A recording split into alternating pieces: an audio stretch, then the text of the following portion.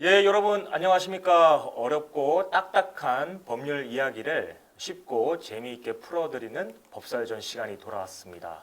오늘도 어김없이 두 변호사님 나오셨습니다. 인사 부탁드리겠습니다. 네, 안녕하십니까. 김현민 변호사입니다. 네, 안녕하세요. 홍민호 변호사입니다. 예, 지난번에 저희가 이혼에 대해서 포괄적으로 한번 다뤄봤습니다. 그 재판상 이혼 중에서 가장 중요한 사유입니다. 바로 부정행위와 관련된 부분이고 오늘은 바로 상간소송에 대해서 저희가 준비를 했습니다.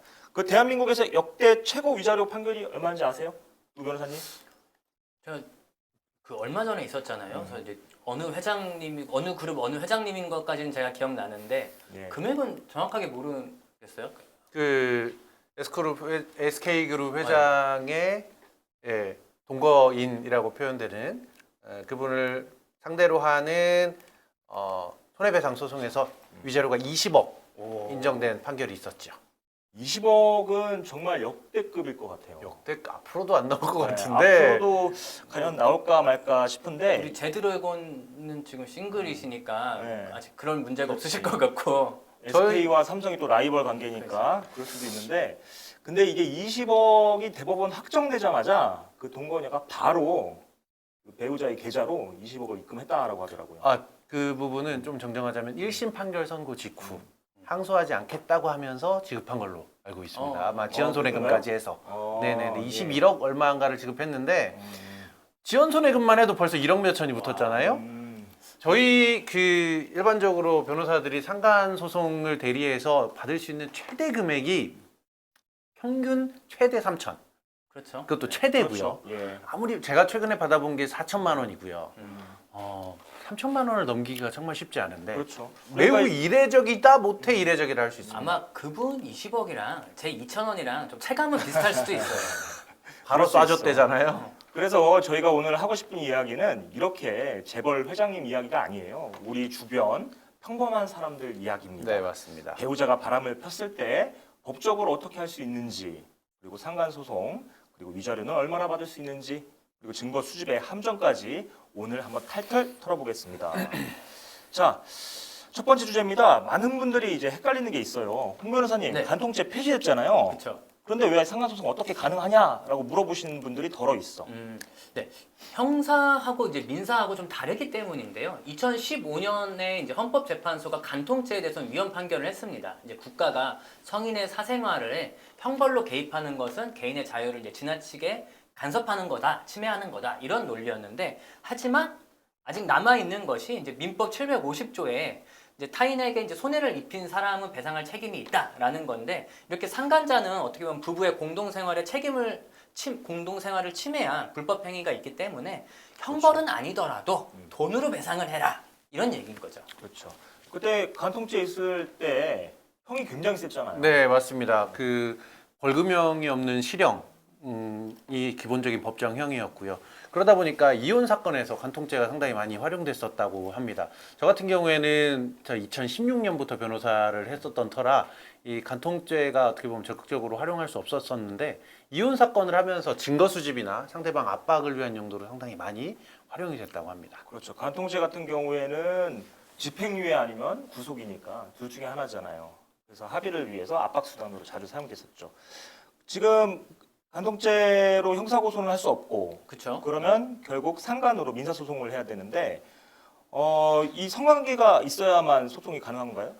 그렇지는 않죠. 일단 성관계가 있어야만 소송이 가능하다 하려면 일단 그거 증거 잡기도 너무 어렵고 그렇죠. 그리고 법원에서는 이런 성관계뿐만 아니라 좀 부부로서의 좀 신뢰관계가 있어야 되잖아요. 그런 신뢰관계에 위반하는 그런 정조 의무에 위반하는 행위 전반을 좀 부정행위로 보거든요. 그래서 뭐 예를 들어 뭐 꼭 성관계 뭐 이런 게 아니더라도 뭐 카카오톡으로 뭐 대화를 하면서 뭐 보고 싶다 아니면 뭐 전화로 뭐 사랑해 이런 얘기를 하는 것 아니면 뭐 팔짱을 끼고 뭐 어디 둘이 놀러가 데이트를 하는 사진 뭐 모텔 근처에서 뭐 어떤 출입을 하는 사진 이런 것만으로도 충분히 법원에서는 부정행위라고 인정을 해주고 있습니다.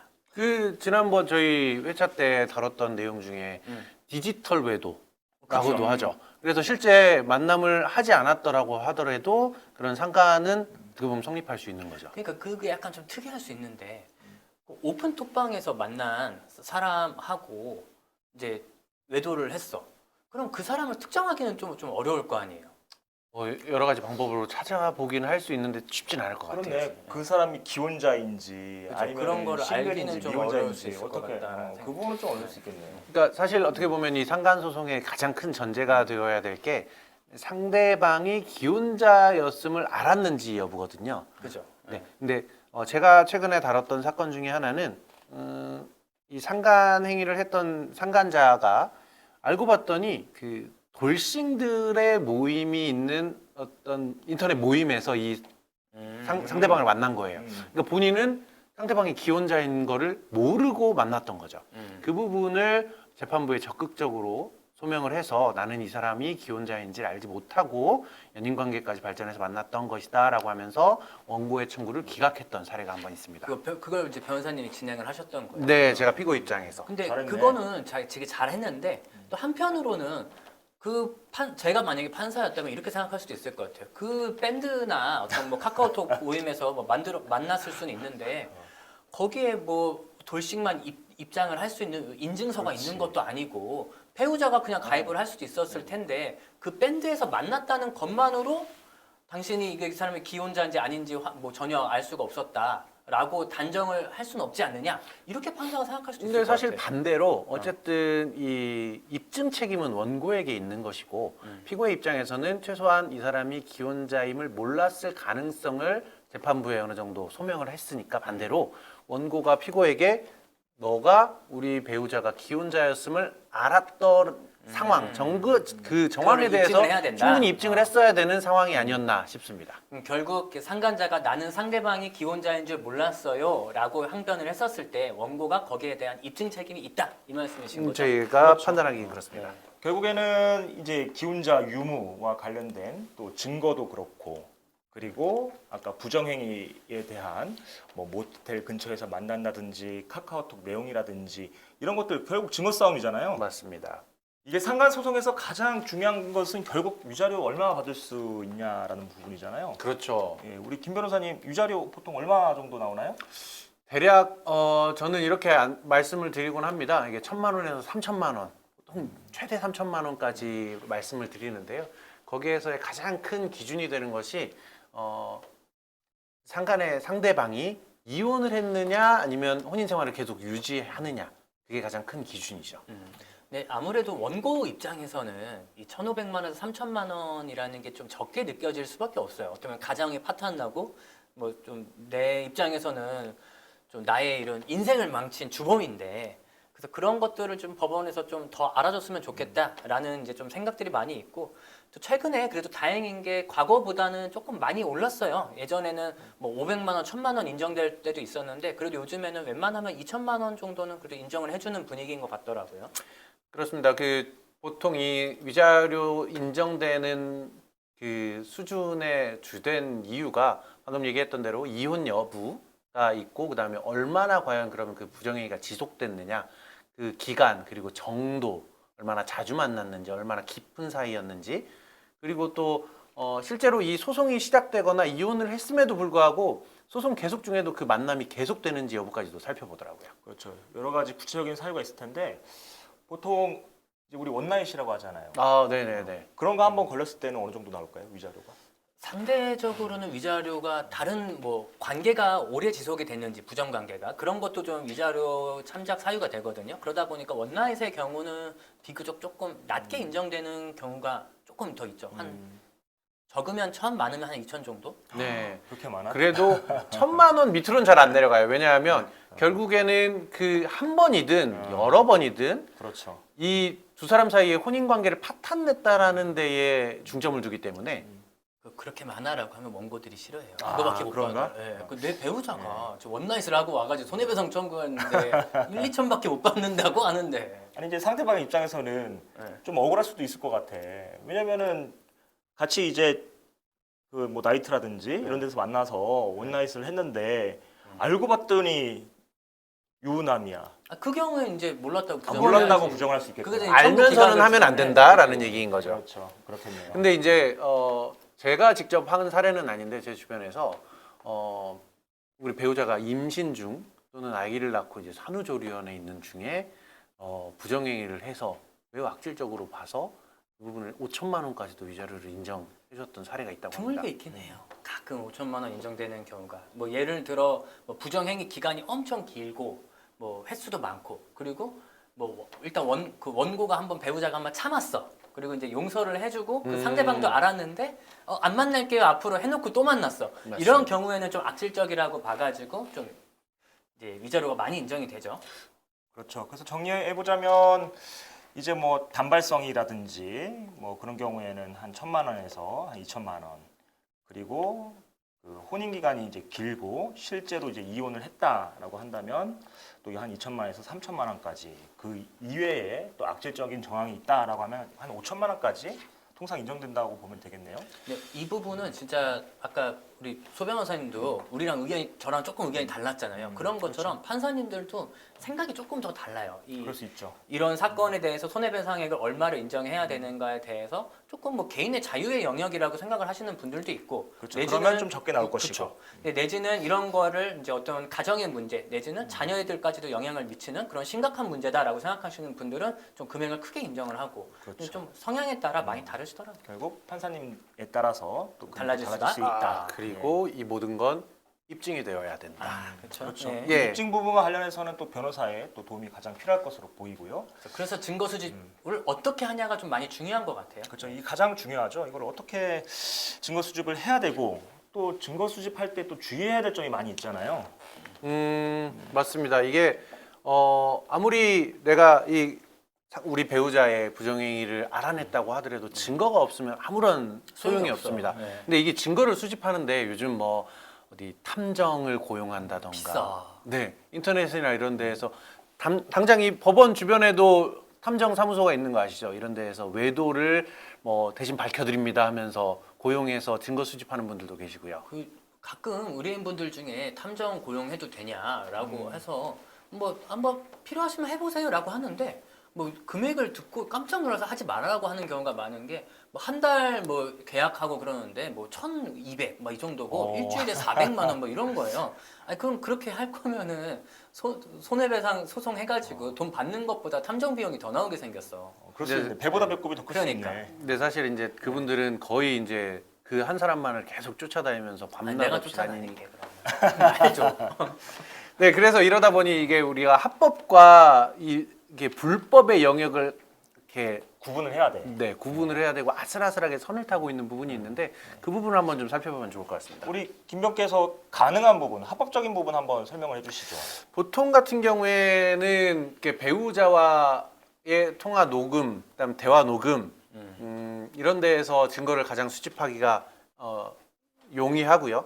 그다음에 차량에 있는 블랙박스 같은 경우에도 또 거기에서 증거를 수집하는 경우들이 종종 있습니다. 이제 이 통신비밀보호법이 이제 여기에서 나오게 되는데, 본인이 대화자 중에 한 명인 경우에는 대화를 녹음하더라도 불법이 아닙니다. 이걸 많이 헷갈려 하시는 분들이 계시는데, 제가 이 두 변호사님의 대화를 몰래 녹음하는 도청과는 좀 도청이라고 다른 하죠. 개념이죠. 네, 그렇죠. 이거는 제가 대화자가 되는 경우, 이 세 사람이 있는데 제가 여기서 녹음을 한다.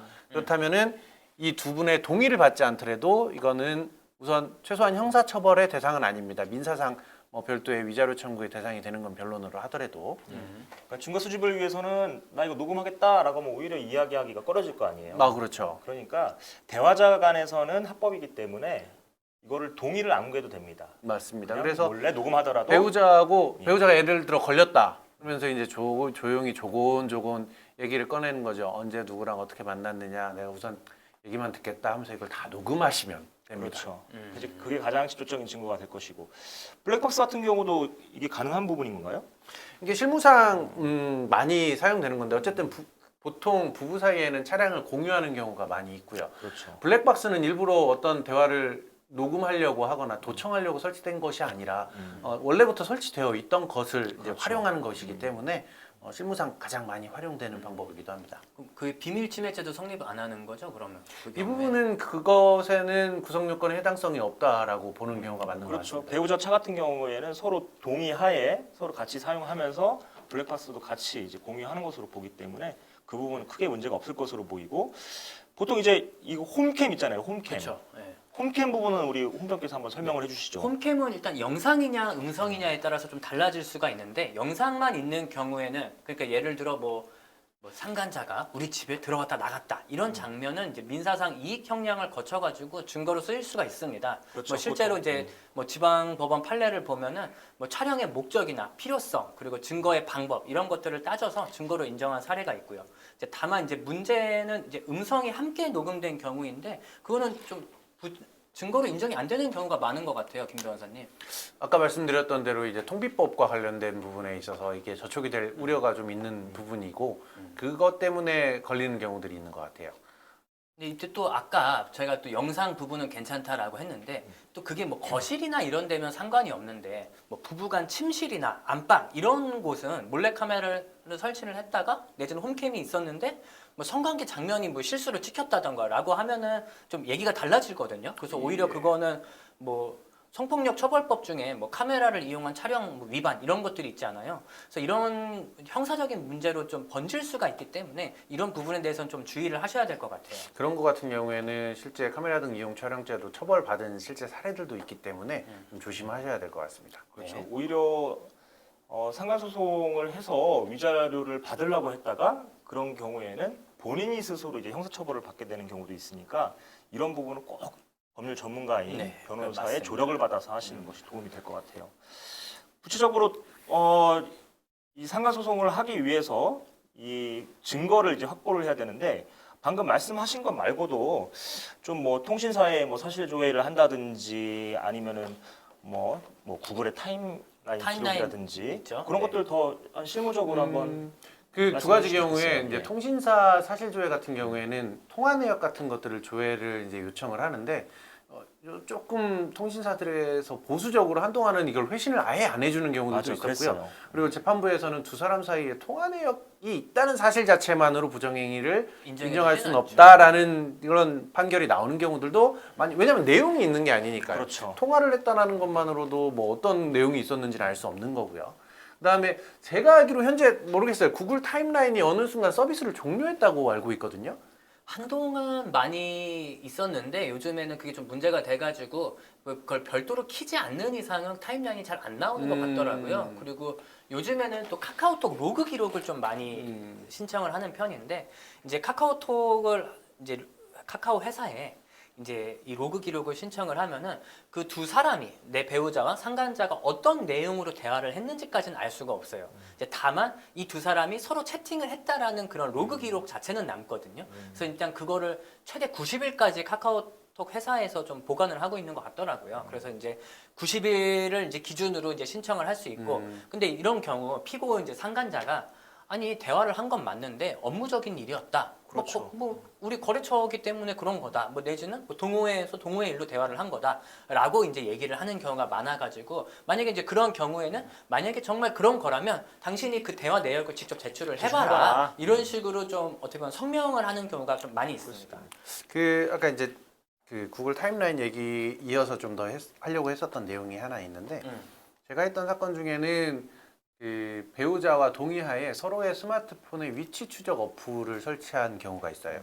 그러니까 자녀와 관련돼서 이제 가족들 자녀의 위치를 확인하기 위해서 뭐 그런 어플이 있다고 하더라고요. 저는 네. 사용해 본 적이 없는데 그걸 가지고 상대 배우자가 특정 위치, 모텔, 호텔, 그러니까 평소라면 가지 않았을 그리고 부정행위가 의심되는 장소들의 위치가 뜨는 거예요. 그걸 캡처해서 변호사인 저에게 갖다 줬고 그걸 적극적으로 활용해서 부정행위를 입증했었던 적이 있는데 이런 것들이 이제 하나의 증거가 되는데 문제는 그렇다면 배우자의 휴대폰을 열어볼 수 있는가? 어떻게 생각하세요? 그렇죠. 우리가 보통 소송할 때도 가장 결정적인 증거가 카카오톡 대화 내용이잖아요. 맞습니다. 아까 전에 로그 기록은 대화 내용까지 아니고 언제 몇 시에 둘이 수발신을 한 내용만 한 나오죠. 내용만 나오기 때문에 뭐 새벽에 했다든지 그렇게 해서 이제 추정을 하는 거잖아요. 그렇죠. 근데 가장 직접적인 증거는 이제 카카오톡으로 뭐 사랑해, 뭐 오늘 만남 어땠어, 뭐 이런 것들이 가장 결정적이잖아요. 대부분은 이제 배우자의 핸드폰을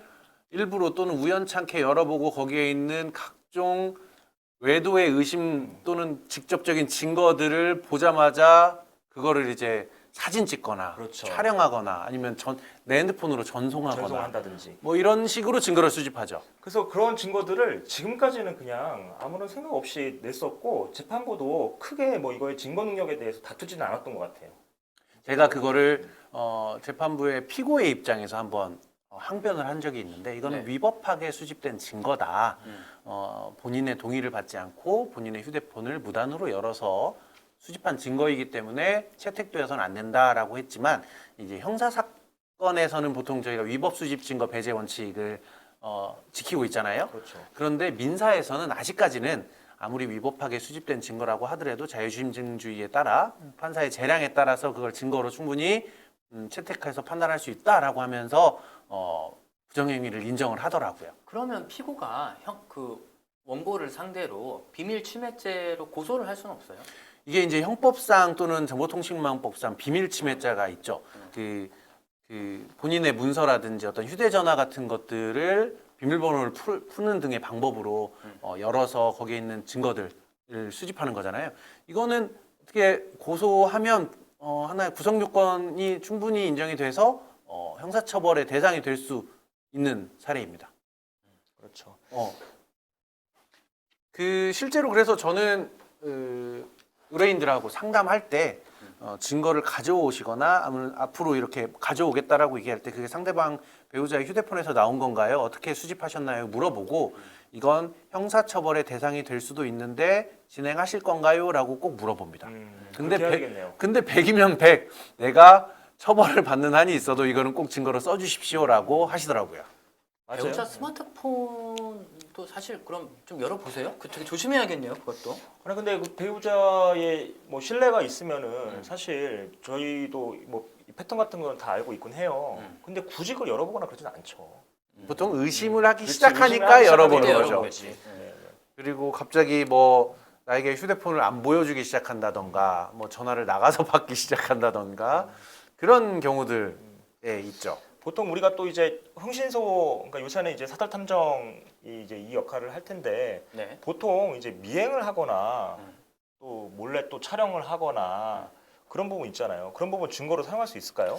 사실 흥신소가 미행을 하거나 몰래 촬영하는 건 좀 명백한 불법에 해당합니다. 왜냐하면 이게 스토킹 처벌법에 의해서 이렇게 상습적으로 이렇게 따라다니고 그러면은 고소 대상이 될 수도 있고요.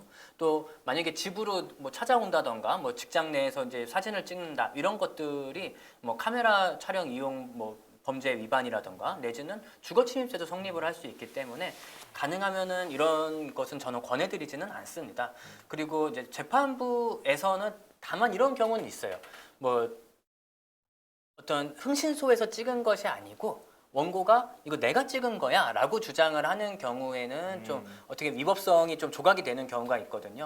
근데 다만 이런 경우에도 좀 최대한 좀 내가 위법성이 좀 있다라는 사실을 좀 의뢰인들께서 미리 알고는 계셔야 될 것 같아요. 그렇죠. 증거 수집에 있어서 좀 조심조심 해야 될 부분이 분명히 있어요. 그렇죠. 왜냐하면 오히려 함정으로 작용할 수가 맞아요. 있어요. 그렇죠. 그렇죠? 네. 그 피고가 역으로 고소하는 경우도 종종 있거든요. 네. 가장 큰 문제는 아마 GPS 추적기인 것 같은데요. 우리 김변님, 뭐 GPS 추적기는 어떻게 봐야 될까요?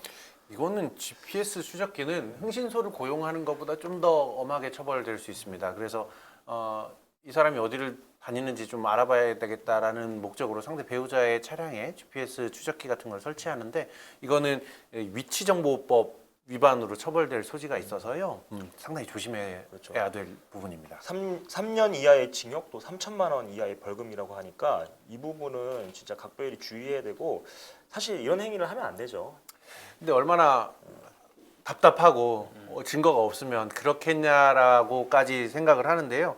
그래서 휴대폰을 가지고 이제 포렌식 업체 같은 데에도 가면 포렌식 업체에서는 아무리 안타깝지만 이걸 저희가 임의로 열어드릴 수는 없습니다라고들 얘기를 하더라고요. 동의가 없으면 절대 안 열어주죠. 그리고 가장 이제 핵심적인 부분은 소송하기 전에 이 증거들을 반드시 확보를 하셔야 되고 소송 후에는 이 상간자들이 증거를 다 인멸할 가능성이 있습니다. 배우자도 그렇고요.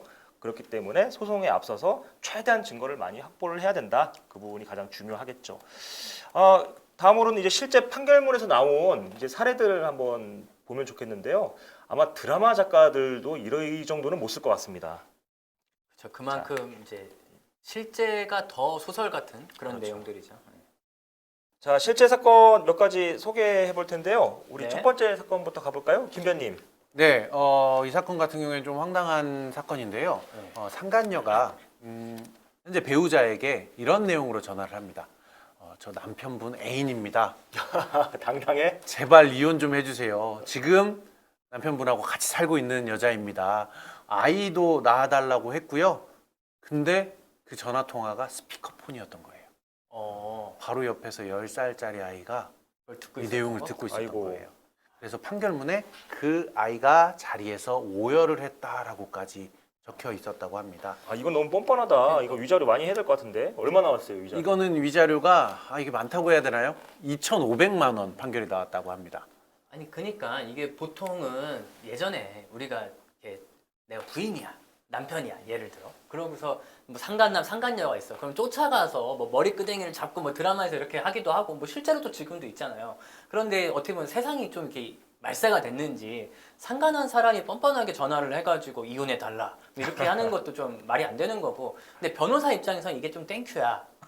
왜냐하면은 이게 상간자가 스스로 어떻게 보면은 증거를 만들어줬어. 그렇지. 자백을 했기 때문에 어떻게 보면은 이게는 뭐 다른 거가 보다 제일 확실한 자백 증거가 있기 때문에 그렇죠. 쉬운 소송. 가장 이제 쉬운 소송이기 때문에 변호사 입장에서는 땡큐. 그렇죠.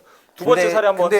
근데 이 사례가 조금 안타까운 건 만약 이 판결문을 제가 직접 읽어본 건 아닌데 원고의 아이도 같이 좀 넣었으면 어땠을까? 아, 진짜 중요한 팁이다. 아이가 그 자리에서 오열했다라는 위자료로. 건 아이가 상당한 정신적 고통을 받았을 것이 경험칙상 명백하거든요. 때문에.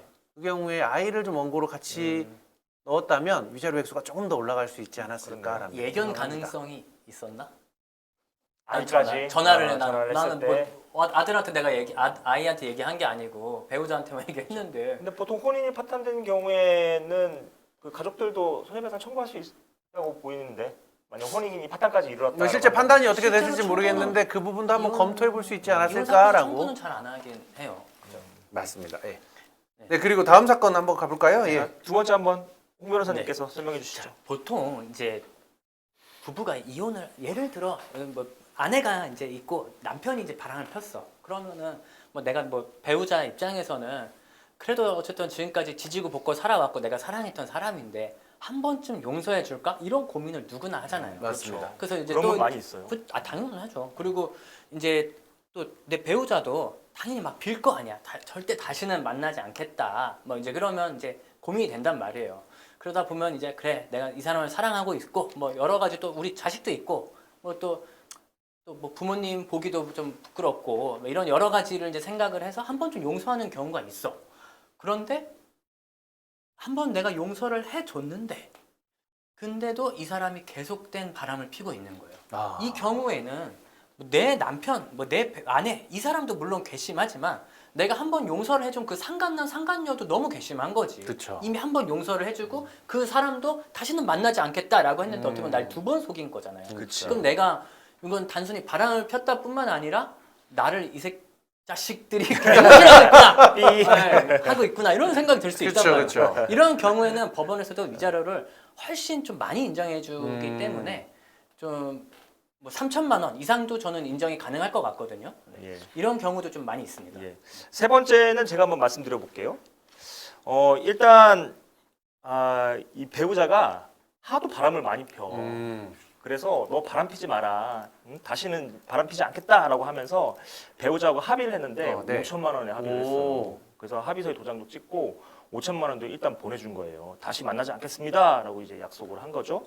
그런데 몇 달 뒤에 남편 차량 트렁크에서 여권이 나왔는데 누구 여건이요? 본인 여권하고 그리고 또 만나고 있는 여성의 여권이 같이 나온 거지. 같이 여행을 갔다. 같이 여행을 갔다 아. 온 거야. 베트남 입국 도장이 같이 찍혀 있는 아하. 거예요. 딱 발견한 거지. 그래서 결국에는 다시 또 소송을 제기한 거예요. 소송을 제기해서 위자료가 얼마 나왔겠습니까? 이건 두 번, 아까 말씀하신 것처럼 이거는 3천만 원 플러스 알파는 나와야 될 것 같은데. 네. 이제 그런 경우에 이제 또 상간자나 아니면 그 배우자는 오히려 내가 일단 처음에 합의를 할 때 손해배상금을 지급을 했는데 이걸 또 지급을 해야 되는 건 잘못되는 거 아니냐 이렇게 좀 항변을 하는 경우도 있어요. 맞아요. 되려. 그리고 원고 입장에서는 아니 그거는 첫 번째 외도를 했었을 때고 두 번째는 별개다 이렇게 주장을 해가지고 이제 판사님도 그 부분을 인정을 하시죠. 하지만 또 이것도 판사님의 경우에는 첫 번째도 돈 내고 두 번째도 돈 내고 그럼 두 배로 내는 건 너무 과하지 않냐 이렇게 생각하시는 분들도 있고 이거는 동의하기 어렵습니다. 첫 번째 근데 그런 분들 실제로 있습니다. 근데 첫 번째도 냈지만 두 번째 외도를 한 건 더 큰 잘못이다라고 그렇죠. 해서 더 큰 위자료로 인정을 하시는 분도 있고 좀 판사님들 그래서 성향이 좀 달라요. 얼마가 나왔죠? 2,500만 원이 나왔어요. 근데 결국에는 7,500만 원으로 아주 거액의 위자료를 준 처음에 셈인 거지. 이제 5천만 원은 그렇죠. 그것과 합의금. 두 번째는 이제 저는 위자료. 2,500만 원. 아쉽네요. 이거는 괘씸죄죠. 이거는 괘씸죄죠. 근데 이게 참 그런 게 이거를 2,500만 원이라 좀 아쉽네요. 이거는. 예, 그렇죠. 더 받을 수 있었겠다 네, 싶으신 네, 거죠, 네, 우리 네, 김병께서는. 자, 지금까지 다양한 사례도 알아봤습니다. 참 이 간통죄가 폐지된 지 이제 한 10년이 남았어요. 10년이 넘었어요. 그래서 아직까지도 과연 이 개인의 사생활의 영역으로 보아야 할 것이냐, 그래서 불법행위로 인한 손해배상 청구를 인정해야 될 것이냐라는 부분도 논의되고 있어요. 실제로 독일은 분류는 법이 개입하지 말아야 된다. 완전히 개인의 영역이라는 시각이 있어요. 그렇기 때문에 이 부분 관련해서도 우리 시청자분께서 이 찬반에 대해서 댓글을 달아주시면 감사하겠습니다. 우리 김 변호사님도 한 말씀. 네, 오늘 뭐 여러 가지 이야기들을 나눴는데 상당히 임팩트가 있었던 그 세기의 이혼이라고 하는 그 사건에서의 상간 소송 위자료 액수가 자꾸 머릿속에 맴돕니다. 저희는 상간 소송하면 항상 의뢰인들에게 말씀드리죠. 3천만 원 초과해서는 받기 어렵다. 그러면 그거밖에 안 돼요라고 항상 말씀하시거든요. 그렇죠. 아직도 좀 많이 모자라고 더 증액돼야 되죠. 실질적으로 이거를 간통죄가 없어진 상황에서 이 부정행위를 막을 수 있는 방법은 이 위자료의 증액밖에 없는 것 같다라고 강력하게 말씀드립니다. 우리 홍 변호사님도. 네, 일단 저도 간통 이제 이런 부정행위에 대한 그 손해배상 액수를 늘려야 된다라는 것도 저도 동의하고 특히 또 이 배우 원고 입장에서는 증거를 수집하는 게 좀 어려워요. 아까 뭐 보셨지만은 그렇죠. 사실 뭐 이런 경우 안 되고 저런 경우 안 되고 근데 그게 법을 알고 있는 변호사들도 약간 헷갈리거나 좀 고민을 해봐야 되는 지점들이 많거든요. 근데 그거를 이제 일반인들이 이거는 이렇게 하면 되고 저건 저렇게 하면 되고가 너무 안 된단 말이에요. 그래서 이 부분에 있어서는 좀 증거를 수집할 수 있는 범위를 조금 넓게 인정을 해주는 것이 좀 제도적으로 필요하다 이렇게 생각을 합니다.